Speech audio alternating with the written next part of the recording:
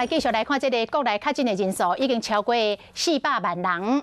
金管会统计，今年以来一直到7月25为止，防疫保险的理赔金已经来到319亿4500万，是予几啊间产险业者就伫要祷告咯。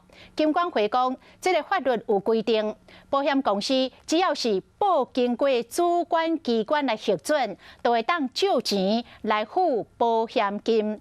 讲已经有2间产险公司报准通过，会使借钱咯。防疫险资源有较会啊，统计全国确诊人数已经超过400万例，和真个产险业者挡袂牢，为开始争取，毛甲金管会申请办理第1期借款的。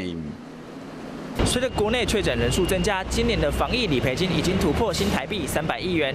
金管会证实，已经有2间业者不堪负荷，向他们申请借款来理赔巨额理赔金。所以在我身后的这栋台北市忠孝西路的产险公司大楼，传出不排除要变卖来因应防疫理赔。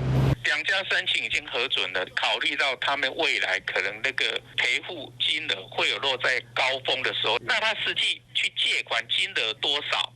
就会依照他的那个可能会赔付的金额，他去做调整。依照保险法的规定，保险业袂使甲别人借钱，要不若属于以下3个情形，只要经过主管机关核准，就会使借，分别是给付大量保险金、大量解约，也是大量保单的贷款周转的需要。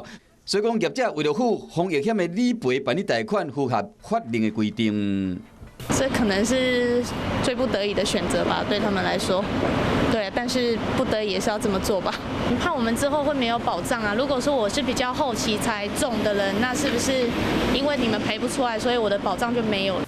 到底是多2间产险公司办借款以及借偌济？保险局强调讲，这牵涉到个别公司的资讯，无方便讲。金管会统计，一直到7月25为止，防疫险理赔件数到86万7000几件，理赔金额超过319亿。金管会嘛判断，也有可能有一波理赔高峰期。有事没事赶紧转开华视，还没有订阅华视的 YouTube 频道吗？赶紧按赞、订阅、开启小铃铛，我们华视 YouTube 见。